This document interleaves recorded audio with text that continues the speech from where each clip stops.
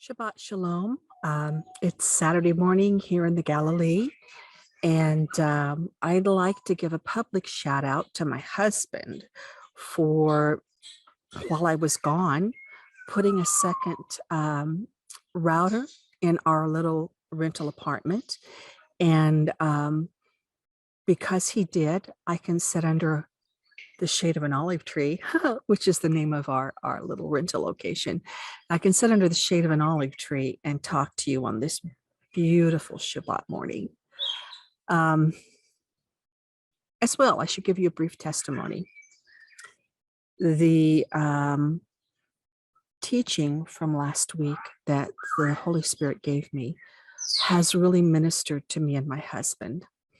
And there have been some miraculous transforming things that have happened in the hearts of both of us. And I just wanted to share that with you, that the word of God is pure, it's good and true. It's able to divide between spirit and flesh, bone and marrow, and it will make a change if we will let it make a change in our lives. This week, I had planned on speaking to you about how marriages are supposed to look since the coming of Yeshua, and basing it in the understanding of the sin of the garden, of the sins of Adam and Eve, the sins of Cain. But that's not the direction I'm supposed to go yet. So rather than get caught speeding, I'm going to slow down and I'm going to take a little bit today, actually, of an upcoming event of Shemitah. Take a look at that today, and we're going to see an aspect of how love of Elohim first and our neighbor as ourselves actually fulfills the law of love. Actually, how the law and the prophets were explaining that we were missing love, and how the law was given as a parameter to guide us in that love. The law, Paul says, love was perfect.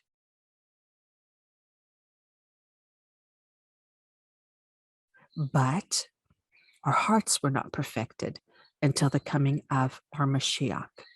So I want to slow down a little bit today, and I want to take a look at this thing we call Shmitah and how we have spots on our love feast. Let's just get into that, and then I'll probably come back. Who knows where we're going to go? I don't know. But I will tell you that I have been carrying quite a heavy burden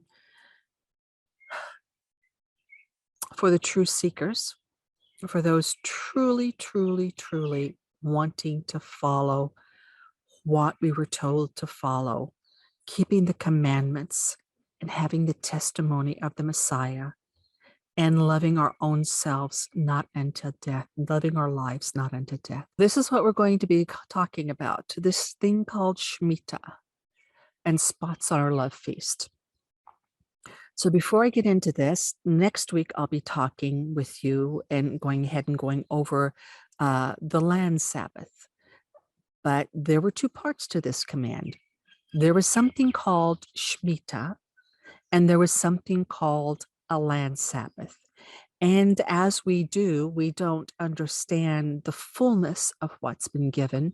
So we wrap it all up in one package and we use one word to describe the whole thing. But there are two aspects to what we've been given. There is the release, which is Shemitah, and then there is the land Sabbath. And they happened simultaneously, but they were different. One was to the human and one was to the earth. The land Sabbath was to the earth, and Shemitah was to our brothers. Okay, this is Deuteronomy. We're going to look at Shemitah today. At the end of every 7 years, thou shalt make a release. So I'm going to pause right here, and I'm going to tell you that I believe that according to the calendar, which I see to still be prophetic, even though we don't offer first fruits in a edifice attached to the earth anymore, that there is still a spiritual understanding when you look at the 7th month. 7 is the number of fullness and completeness. And I'm going to tell you that the next thing I believe we are looking for will happen in a 7th month. I know people have varying ideas of what's next. My understanding of what's next will happen in a biblical calendar 7th month in a future year, unknown to me. And I think we're going to see that through the Shemitah law, the release of our brethren, that it points to a 7th month release. And it's interesting to me that we have had a release during Shavuot. We count 7 Sabbaths. That's what Shavuot means. It's 7. We count 7 Sabbaths until we arrive at the 50th day. And we observed historically offering the first fruits of Shavuot. In the first century, after Yeshua ascended back to heaven, walking 40 days with his disciple, explaining all things to them, on the 50th day of Shavuot, or on the 50th day at Shavuot in that year, we were given new hearts. We were able to have this Torah that we're going to talk about today written on our hearts. Paul says the law was always perfect. And so it wasn't the fault of the law. It was the fault of our hearts. What is the law? It's the law of love and life. So we had to have new hearts. And that happened at Shavuot, which is a 50. It's a 50 and it's a 1. It's a new beginning. We became new creations at that moment when the heart of stone was taken out and we were given a heart of flesh.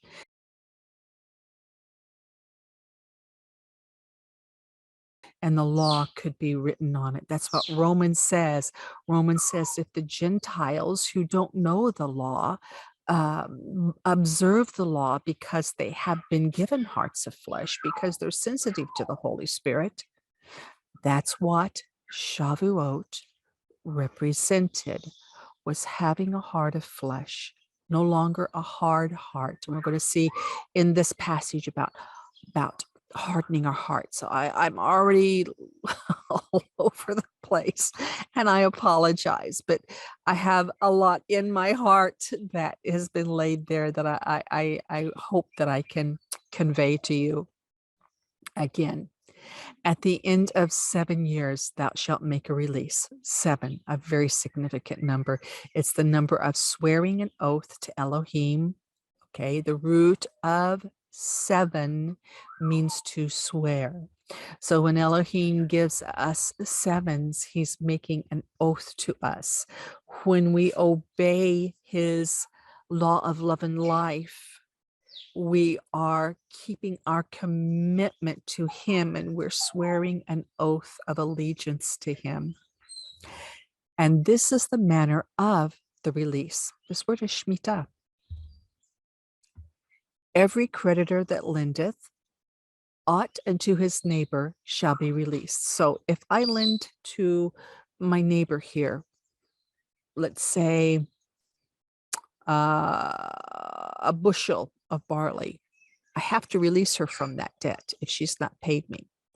He shall not exact it of his neighbor or of his brother, because it is the Lord's Shemitah. This is a allegory. Please remember that. There is coming a point when we will be released, or we should be released, or the pattern that's being used here is being released from our debt of a foreigner, of someone who is not part of the congregation. Thou mayest exact it again. But that which is thine with thy brother, thy hand shall, and that is the word, root word of Shmitah, and it means to fling it down, to release. Save when there shall be no poor among you, for the Lord shall greatly bless thee in the land which the Lord thy God giveth thee for an inheritance to possess it. So they were promised that they would have the opportunity to have no poor among them. We're going to read just a little bit later that he knows the poor is always going to be with them. So he knows they're going to fail in this, but they still, just like Elohim always does, gives us a choice to succeed or gives us a choice to fail. It's called free will. Only if thou carefully hearken unto the voice of the Lord thy God to observe all of these commandments which I command thee today. For the Lord thy God blesseth thee as he promised thee, and thou shalt lend unto many nations, but thou shalt not borrow, and thou shalt reign over many nations, but they shall not reign over thee. If there be among you a poor man of one of your brethren within thy gates in the land which the Lord thy God giveth thee, thou shalt not harden thy heart. There it is. Nor shut thy hand from thy poor brother. We were not to harden our hearts. This was the problem of the hearts before the coming of Yeshua. Our hearts were hard. We had stony hearts that had to be taken out of us, and we had to be given a heart of flesh so that the word could be written on these hearts. And I'm just seeing the pattern of in the Old Testament, stones always represented a god. Their rock is not our rock. So men were their own gods when they hardened their heart. They were rebellious. They were choosing their own way. But thou shalt open thy hand wide unto him, and shalt surely lend him sufficient for his needs, in that which he wanteth. Beware that there be not a thought in thy wicked heart, saying, the 7th year, the year of Shemitah, of release, is at hand, and thy eye be evil against thy poor brother, and thou givest him not, and he cry out unto the Lord against thee, and it be sin unto thee.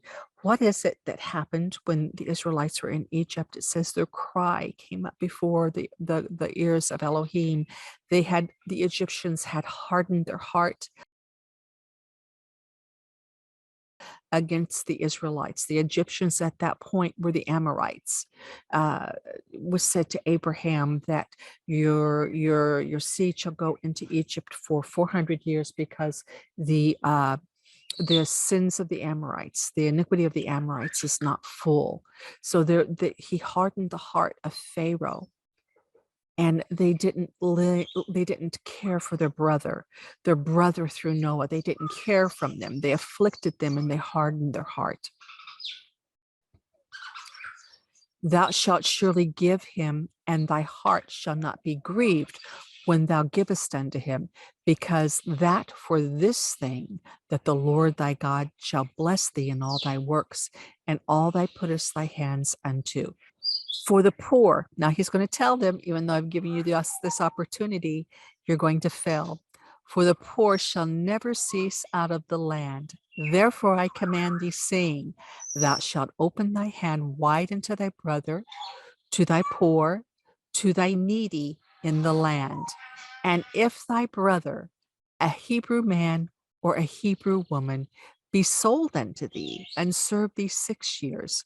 Then in the 7th years thou shalt let him go free from thee. We'll finish this passage and then we'll go back and look at some of it. And when thou sendeth him out from thee, thou shalt not let him go away empty. Thou shalt furnish him liberally out of thy flock, out of thy floor, and out of thy winepress, of that wherewith the Lord hath blessed thee, thou shalt give unto him. Why?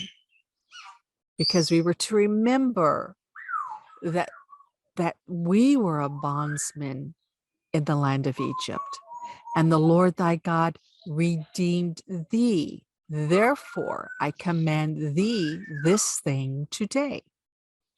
So this is the law that Yeshua was speaking of, that we do unto our brother as we would have our brother do unto us, that we would love the Lord thy God, our God, enough that we would obey his commandments. And by doing so, we would treat our brother as ourselves. This is the law, the 2 greatest commandments that is fulfilled by love.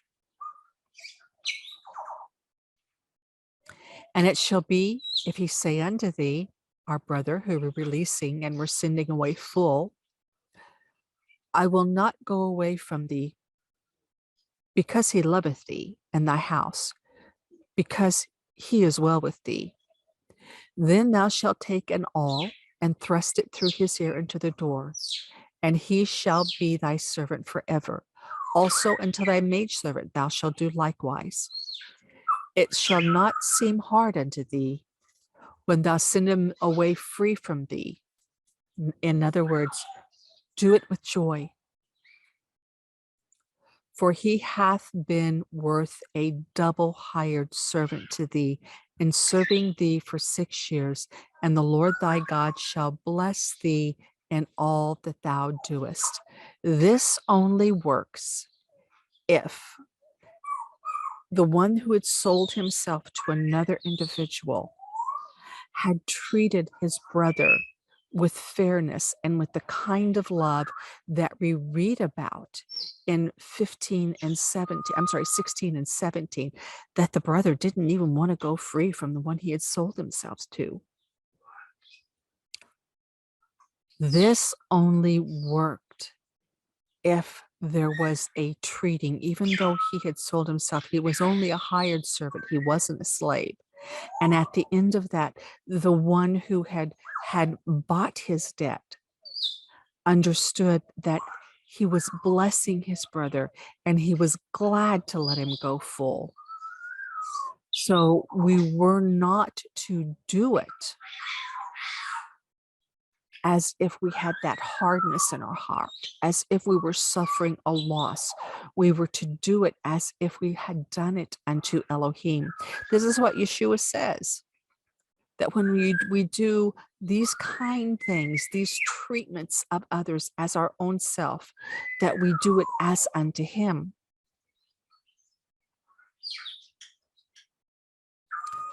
All the firstling males that came out of thy herd and of thy flock, thou shalt sanctify unto the Lord thy God. Thou shalt do no work with the firstling of thy bullock, nor shear the firstling of thy sheep. Thou shalt eat it. Now, this is the increase that was given out of the flock. Thou shalt eat it before the Lord thy God year by year in the place where the Lord shall choose, thou and thy household. And if there be any blemish therein, if it be lame or blind or any ill blemish, thou shalt not sacrifice it unto the Lord thy God, but thou shalt eat it, the blemished, the lame, the blind, within thy gates. The clean and the unclean person shall eat it alike, as the roebuck and the hart. Only thou shalt not eat the blood thereof. Thou shalt pour it upon the ground as water. Okay, we're going to look at some etymology here. Shemitah happened because of the fall. Next week, we're going to see that what the land Sabbath included was not taking a harvest from the earth, from the grains of the earth specifically, not opening the earth in the 7th year to sow those seeds.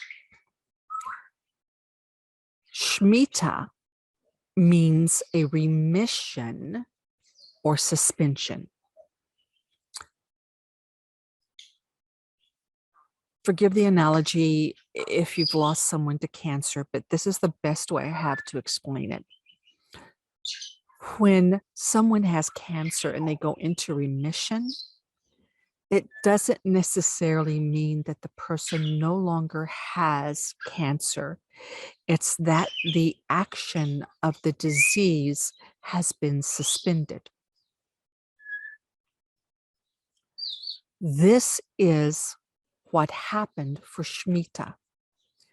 Debt was suspended. There is a remission for the person of this thing that consumed their existence. Much like cancer is the predominant thought in someone's mind if they have it.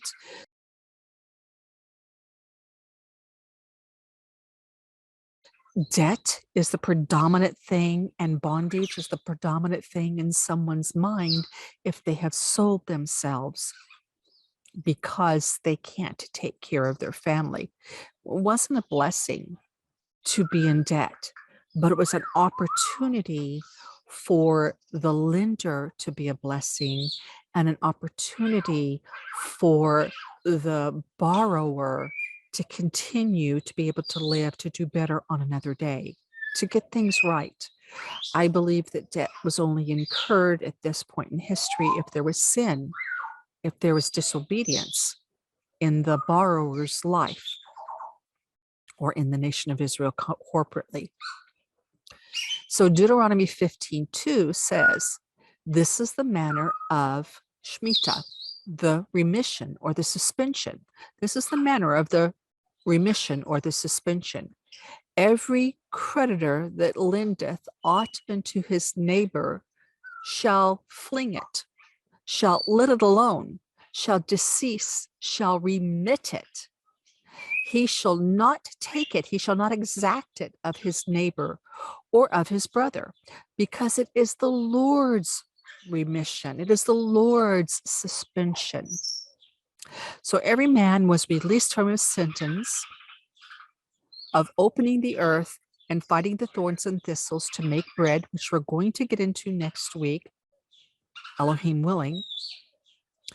Every man was to release his brother and his neighbor from their debt to him. Interestingly enough, that before the fall, we see that every plant of the field, Genesis 2:5, were interrupted. They were suspended. They were in the earth, but they were interrupted. They were suspended. And every herb of the field were interrupted. They were suspended before it sprouted. For the Lord God had not caused it to rain upon the earth, and there was not a man to open the earth. Shemitah, remission of a debt. Land Sabbath, not opening the earth in the 7th year. People, there is a tie here to the fall in the garden. There is a tie here to the condition of men's hearts. Now, I just want to go back up here and I want to bring out a point, a couple of points, because now we're going to go to the New Testament and we're going to see, or the second covenant, or the renewed covenant, whatever you Hebraically choose to say. Yeah, I'll pause there. Get into some more of that in a little bit. Concerning verse 4, and having the poor among them, Yeshua said in Matthew 26:11, for ye have the poor always with you, but me you have not always. So even in the New Testament, the principle of Shemitah remained. You have the poor always with you. That responsibility to care for our brother is even magnified. He tells them, well, let's just read it. And when the Son of Man shall come in his glory and all of the holy angels with him, then he shall sit upon the throne of his glory. And before him he shall gather all the nations, and he shall separate one from another, as a shepherd divideth his sheep from the goats. And he shall set the sheep on his right hand, but the goats on the left. Then shall the king say unto them on his right hand, Come, you blessed of my Father, inherit the kingdom prepared for you from the foundation of the world. For I was hungry, and you gave me meat. Shmitah, feed him, give him enough. I was thirsty, and you gave me drink. I was a stranger, and you took me in. That allowing him to be a servant so he survives. Naked, and you clothed me. I was sick, and you visited me. I was in prison, and you came unto me. Then the righteous answered him, saying, Lord, when saw we thee a hungered and fed thee, or thirsty and gave thee drink? When saw we thee a stranger and took thee in, or naked and clothed thee?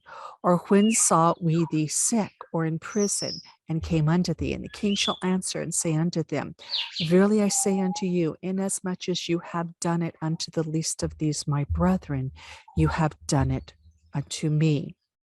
Then he shall say unto them on the right hand, on the left hand, depart from me, ye cursed, into everlasting fire, prepared for the devil and his angels. For I was hungered, and you gave me no meat. I was thirsty, and you gave me no drink. I was a stranger, and you took me not in, naked, and you clothed me not, in prison, and you visited me not. Then they shall also answer him, Lord, when saw we thee a hungered or thirst or stranger or naked or sick or in prison, and did not minister unto thee? Then he shall say unto them, then he shall answer them, saying, Verily I say unto you, inasmuch as you did this not to one of the least of these, you did it not to me. And these shall go away into everlasting punishment, but the righteous unto eternal life. This is the principle of taking care of our brother as ourselves. Sabbath keeper, Torah observant brother and sisters, Messianic believers, do you understand that if you have put every resource up on your shelf for the 7th year so that you are sure you are not eating anything that was grown in the 7th year, that you have failed the law of keeping the land Sabbath and Shemitah?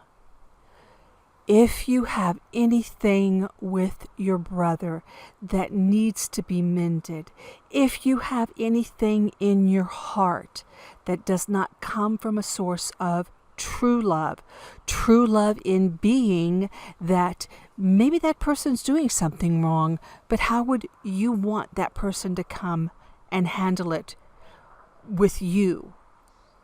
If you have prepared everything, but you have something in your heart that needs to be repaired with your brother, with your neighbor, with your God, with your Elohim, then you're going to fail the law of Shemitah.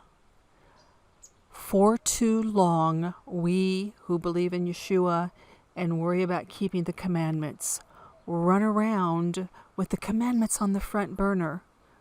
But there are 2 burners on almost every stove that sit on the front of the stove. And that second burner, and equally important, has to be that burner of love. I cannot say this strong enough. Do you know that when I begin to wake up to the fact that, wow, Jesus was a Jew. Oh, wait a minute, the Jews are still alive. Wait a minute. I'm not supposed to keep Sunday as a Sabbath? I was so angry that what came out of me, even though I was right, was anger. How many of us know people like that now?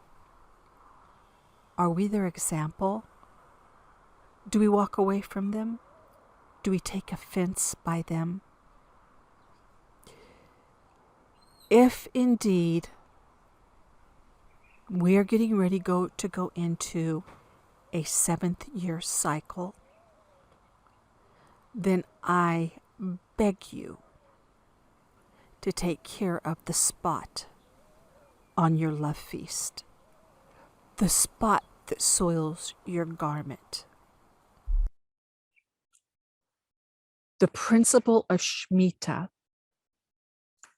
is not only the physical care of our brother, but it is also just like we saw in Deuteronomy 15, that we remember that we were in bondage in the land of Egypt.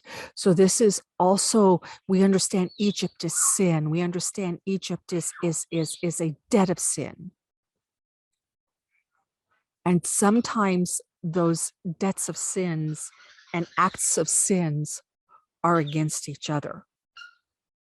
Sometimes we miss the mark of the law of love by offending our brothers and sisters, or not caring enough, not having that respectful fear that the spirit that resides in them is the spirit of the living God, just like it resides in us. There should be a respectful fear, and hopefully we'll get into that next week, Elohim willing. We'll look at that respectful fear, because if we are members of the same body, the same bread, as we're told in Corinthians, then the Ruach that exists in each one of us is the Spirit of God. And many times we don't respect that. Many times we're quick to cut someone off, to be offended by them, to not seek reconciliation, all of these things. And we take an offense. And Peter asked Yeshua, how many times should I forgive my brother? In order to understand what was going on there, we have to understand, back to Genesis. Again, back to Genesis. I guess I'm going to be flip-flopping today back and forth between PowerPoint and eSword, because I just need to. So I'll be flip-flopping from this point forward, and we'll get through this. So the story of Peter is, then Peter came unto him and said, Lord, how oft shall I forgive my brother? How oft shall my brother sin against me and I forgive him? Till 7 times? Well, there's your 7. That's the Shemitah number. And Jesus answered unto him, I say unto thee, not until... And Jesus saith unto him, I say not unto thee until 7 times, but until 70 times 7. Therefore, the kingdom of heaven... Okay, so let's pause there. We'll come back to this. Let's just pause there. What Peter was talking about is forgiving them as Cain had been forgiven. After Cain killed Abel, Elohim said, and he said, what hast thou done?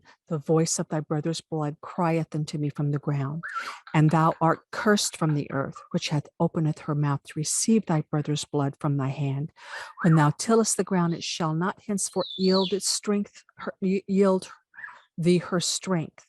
A fugitive and a vagabond shalt thou be on the earth. And Cain said unto the Lord, my punishment is greater than I can bear. Behold, thou hast driven me out this day from the face of the earth, and from thy face shall I hide, and I shall be a fugitive and a vagabond on the earth. And it shall come to pass that everyone that findeth me shall slay me. And the Lord said unto him, whosoever slayeth Cain vengeance shall be taken on him sevenfold. Cain was guilty, but Elohim said, we are not to take vengeance on Cain. It's written, vengeance is mine, saith the Lord. Vengeance is not in our hands. Elohim said, if a man took vengeance on Cain, then vengeance shall be taken on them 7 times. Now, if we just go a little bit further down, we're going to see that to Cain was born a grandson, Lamech. And Lamech said unto his wives, Ada and Zillah, hear my voice, ye wives of Lamech, hearken unto my speech. I have slain a man to my wounding. A man was wounding Melech, and a young man to my hurt. A young man wounded Melech. If Cain be avenged sevenfold, Cain was guilty. Lamech was defending himself. Truly, Lamech, 70 and 7. Lamech was not guilty. The principle set forth in Genesis is that Elohim is the avenger, and we're to forgive the guilty 7 times. That's the principle. It's the number of covenant. It's the number of remembering that this person is our own flesh, and that we're supposed to do to him what would want to be done to us. That doesn't mean that we don't set them out. The New Testament clearly says that we set the sinner out so that their flesh can be destroyed, so that their spirit has the opportunity to be restored. However, for the ones who are not guilty comes the principle of Lamech, where what Elohim, what Yeshua wants us to do is to forgive as if they're innocent. Lamech was innocent.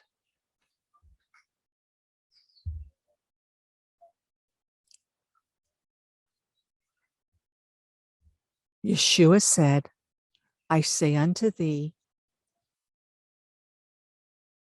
I say not unto thee. Yeshua said, I say not unto thee until 7 times, but until 70 times 7. And then he's going to tell us why.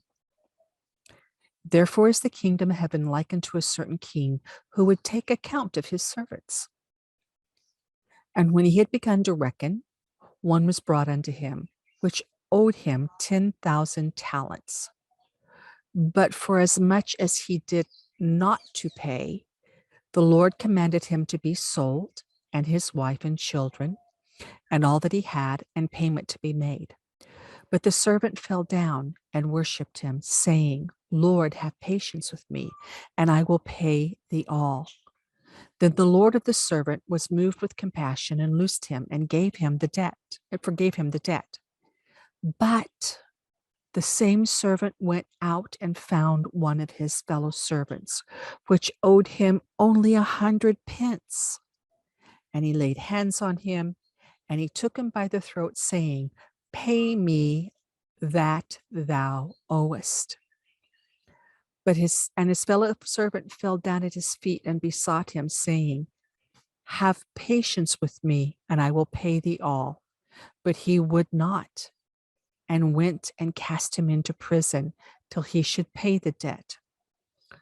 So when his fellow servants saw what he had done, they were very sorry, and they came and told the Lord all that was done.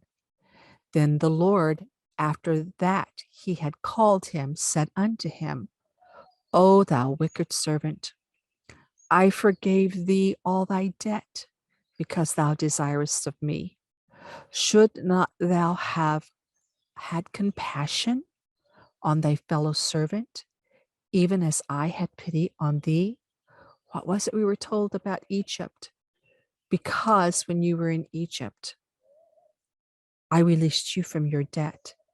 Because when you were in Egypt, I restored everything that you had lost. And the Lord was wroth, and he delivered him into his tormentors till he should pay all that was due unto him. So likewise shall my heavenly Father also do unto you, if you from your hearts forgive not every one his brother their trespasses. In this movement we call Torah observant believers, Hebraic movement, Messianic movement. Take your choice. Those of us who try to walk with understanding in spirit and truth. We have more truth than we have spirit. There's a lot of people running around right now, filling their pantries and preparing for next year. Hopefully next week I'll talk about why I believe the coming year is the 7th year, based on what the land has witnessed to me, but that's for next week. But they're running around trying to fulfill the land Sabbath and calling it Shmitah. Shemitah is Shmitah, and the land Sabbath is the land Sabbath. Shemitah is the forgiveness of debts.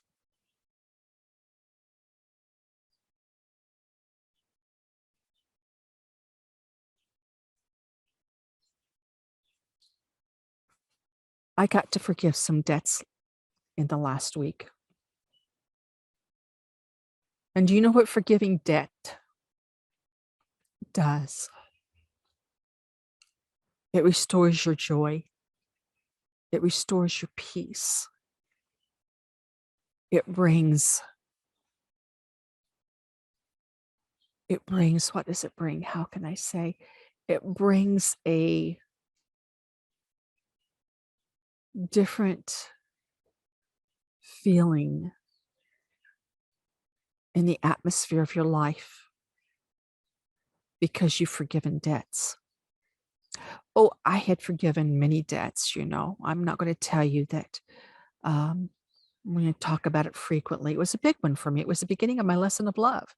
I talk frequently about a babe of God and how they tried to defame my character and how I had to do exactly, let me stop sharing, what was required of me. I had to forgive so I could be forgiven. We're going to kind of go into that next, I think, but I want to talk to you a bit.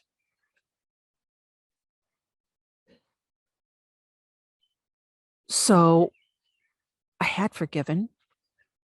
When that attack come, I knew immediately that I was not to, well, I didn't know immediately. My flesh, the first thing my flesh did wanted to say, hey, I'm not guilty. I didn't do that. That wasn't me. That's all true. But you know what? It didn't matter. It didn't matter. Because defending myself was not what was required of me.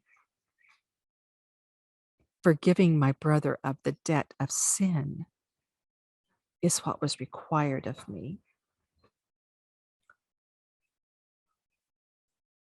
So I have had, and you know, this time when I was home, oh my goodness, the attack that came, which I can't even talk about, was one that took me so by surprise. And I thank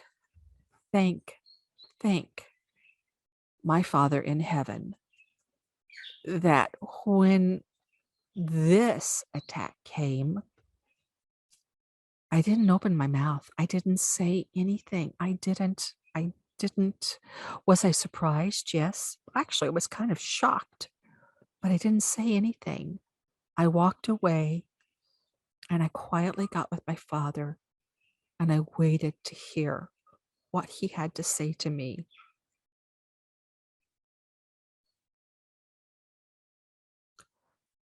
So this week, the forgiving of a debt, let me think, a 20-year debt? A 20-year debt, probably thereabouts, has brought liberty to me, has brought peace to me, has brought joy to me. What the Father is looking for in his body, in the bride of our beloved Messiah, is for us to release each other from our debt. I'm going to be talking about this over and over and over again throughout this series. However long it is, I'm calling it a series. I don't know. You may not have me do anything on this next week. I don't know. Please don't talk to me about whether this dirt I'm walking on is flat, round, or a dome, unless I see your love. Please don't talk to me about why my calendar is right or wrong, unless I see your love.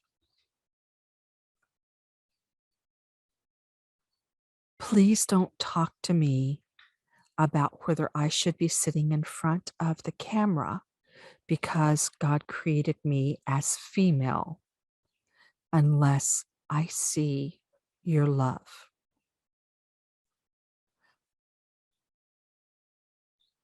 We are so quick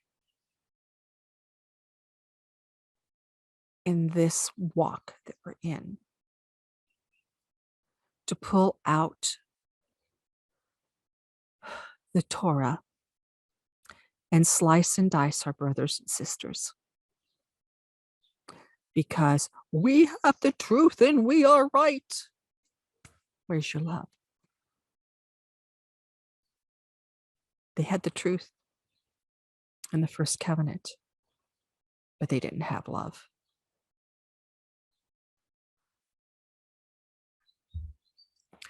You see, in the first century, they had the correct calendar, but they still lacked an aspect of love. They still lacked the forgiving and the caring, the principle that was established. Hang on.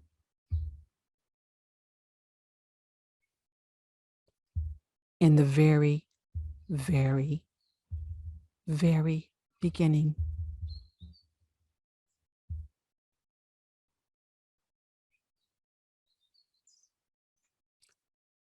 Acts 2:42. They continued steadfastly in the apostles' doctrine and fellowship and the breaking of bread and in prayers. Fear came upon every soul because of the Spirit of God that was ruling and reigning in their lives. And many wonders and signs were done by the apostles, and all that believed were together and had all things in common. They sold their possessions and good and parted them all to all, and as every man had need. Shmitah, beloved, Shmitah, caring for your brother as yourself. And they continuing daily with one accord in the temple, breaking bread from house to house, did eat their meat with gladness and singleness of heart, praising God and having favor with all people. And the Lord added to the church daily such as should be saved. But they lost it someplace along the way. They had all these gifts, tongues, speaking in unknown tongues, that speaking the mysteries, the Spirit, how in the Spirit that speaketh mysteries, prophecy, edification, exhortation, comfort. But they lacked follow after agape, charity, love. and desire spiritual gifts, but rather that you prophesy, why Yeshua is the spirit of prophecy. That spirit that teaches us the greatest two commandments, loving Elohim with all of our heart and our brother as ourselves. And it goes on and it says that these things in verse 7, they're like an uncertain sound because we don't follow with love. You guys know this. It is a huge document. It is a huge document that tells us that without love, all of these things profit nothing to us. 2 Peter 2:13 is about teachings and allegories, stories in the Old Testament, in the first covenant writings, that lack love, the rebellion of Korah,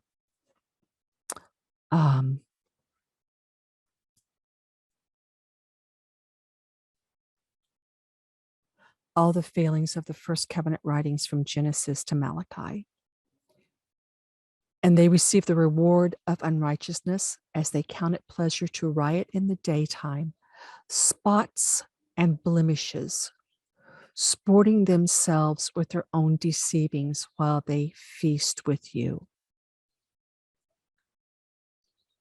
Jude says, these are spots in your feasts of love when they feast with you, feeding themselves without fear, clouds they are without water, carried about of winds, trees whose fruits wither, without fruit, twice dead. What is it? The serpent said to Eve, you will not die. He says they're twice dead, plucked up by the roots.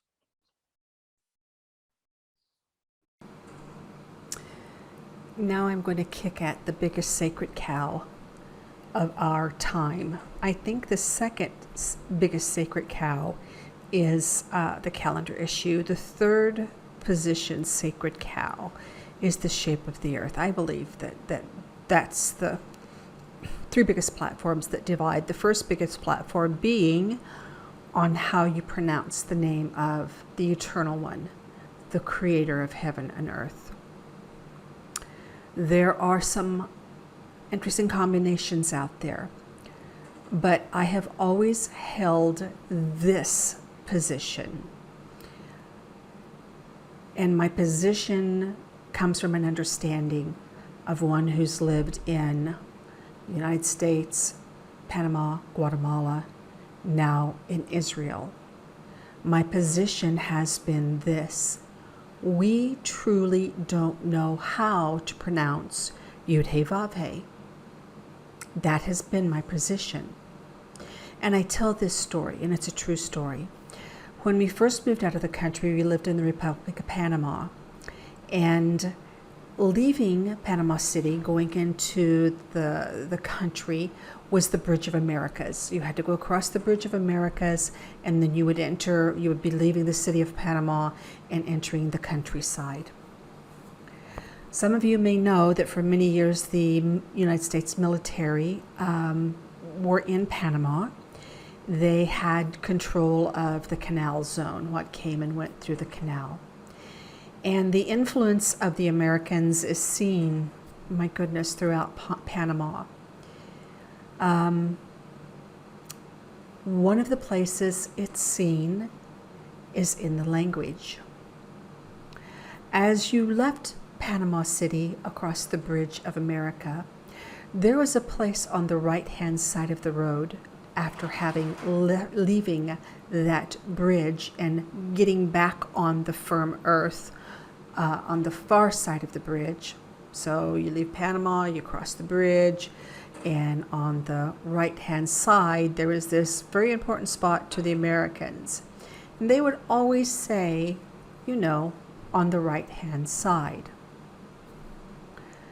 That place now is called on Rehan because the Panamanians understood on the right-hand side to mean a word on Rehan. It's very interesting to me when we come to understanding the name of the Eternal One, because since Abraham's children, descendants, were carried into Egypt, nations have been joining themselves to Israel, to the sons of Jacob. For 300 years, the descendants of Jacob, the descendants of Abraham, the descendants of Isaac, lived with a mixed multitude. The scriptures record that when Joseph went down to Egypt, when he was sold into slavery, and he won a position second only to Pharaoh, that the nations of the world came to him to buy food. And when they ran out of food, they sold themselves to him. My goodness, here we are again. We're talking about a Shemitah principle. And so Joseph bought them, and they served the Pharaoh and the country. Now, when the Israelites left Egypt, this 300-year alliance of living with the other slaves, of picking up some of their ways, of picking up some of their vocabularies, just like the Panamanians picked up something from the Americans and it became another thing, this mixed multitude walked out of Egypt with them. Now it's very interesting. I'm going to drop a plaque, a slide here. It's very interesting that we have two new recent pieces of information. One coming from this period of time in Egypt, a engraving about the conquering of this nomadic group, and it's the earliest recorded writing, in Egyptian hieroglyph of the name of the God of Israel. There are only 3 letters. There is the Yud, the He, and the Vav. The last He is missing. Just about the same time, we were given another evidence that his name is 3 letters, not 4. And it comes from the steel plate that was found in Mount Ebal. When they discovered Joshua's altar back in the day, I believe it was in the before 2000, just at the end of the 1990s. They did not have the equipment that we have today, and so they got permission to go back through the rubble from that original excavation. They have found a lead tablet. The lead tablet is written in what they call Proto-alphabet. Proto-alphabet predates Paleo-Hebrew. Proto-alphabet is more like a hieroglyph that you would see in ancient Egypt. It's not ancient Egypt hieroglyphics, but it is more of a pictograph than an alphabet. There are 3 letters to the word for the creator of heaven and earth, the God of Israel, the Elohim of Israel. The final thing is, and I'll drop a picture here of this, there has been this great phenomenon about the name of the Eternal One is appearing on the Western Wall, and they're waiting for that final Hey to drop into place. Do you know what's on that wall? There are 3 letters on that wall. The Yud Hey Vav, the Yud Hey Vav without the last Hey. I'm kicking at your sacred cow. You who have divided yourself over the name. You don't know what spirit you're of. That's what Yeshua said to the sons of thunder. They wanted to call down judgment on Samaria. And he said to them, you don't know who you're representing. You're representing me. You're representing Yeshua. You're representing the Messiah. You're representing the one who came in the name of his Father. I'm saying the same thing to you. You don't know what spirit you are of. You fight and you bicker and you demand that this word be used. And if you don't use this word, you can't be part of our group. And if you don't use something, you can't use the pagan name of God and Lord and Jesus. And you can't. The truth is, we don't know. Yehovah, that is the best, most recent name we have for him. What am I talking recent? The Damascus Codex, the can't think of the name of the codex from Egypt. We have some near history documents that have a Yud He Vav He with the pronunciation. But I promise you, that is not what Abraham called him. And I promise you, more than likely, it even could be that by the time we have these oldest examples of his name, the Yud He, the Vav, that it may not even be what the original sound was when Abraham said it, because Abraham came out of came out of Assyria, came out of near where the Garden of Eden was. And it would have sounded more like the Sumerian language than we think of Hebrew today. We need to get out of things we can't prove, quit fighting over them like they're life and death, and we need to return to our love walk. Until we treat our neighbor as ourselves and we love our God above everything, we're not worthy to know his name. And I'm pretty sure he doesn't want to be associated with the mess that's in our life. This is the reason that we don't see the miracles, that we don't see the mighty hand of God in a more regular fashion.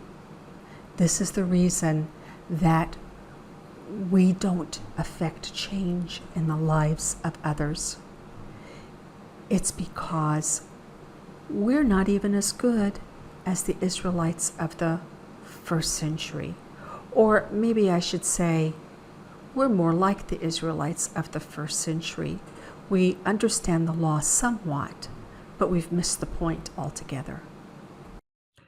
If you determine in your heart to keep the 7th year, keep the Shemitah.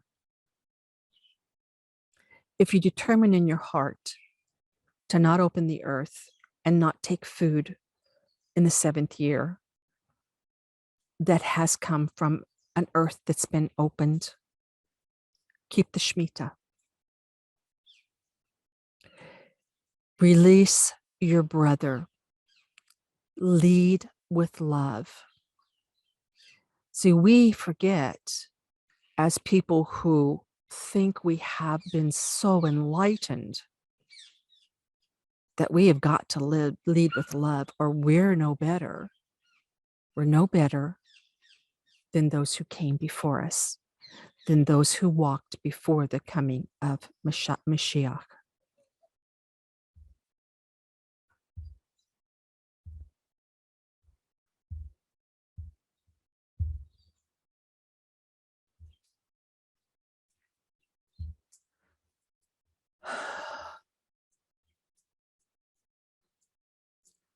The principle of Shmitah is because God forgave us, we can forgive others. Because Elohim forgave us, we're required to forgive others. In fact, it says, if we don't forgive, we won't be forgiven. When we came into understanding, when we came into covenant, he freely forgave us of all debts. The only way we remain clean is to forgive others their offenses, their debts. Yes, if someone owes you money and you're keeping the Shemitah, for goodness sakes, forgive that debt. For goodness sakes, forgive that debt. But equally as important is to forgive the sins and the spiritual debts of others against you. Release them. It is the Lord's release. As He released us, we release them.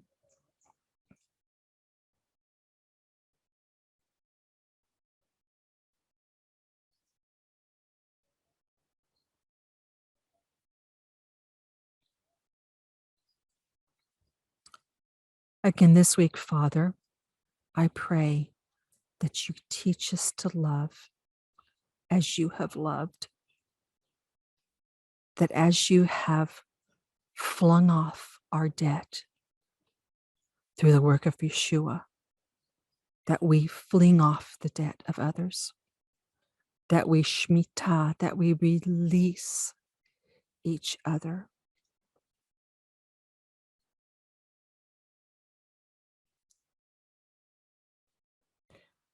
We have so much to learn, and we have failed you so miserably.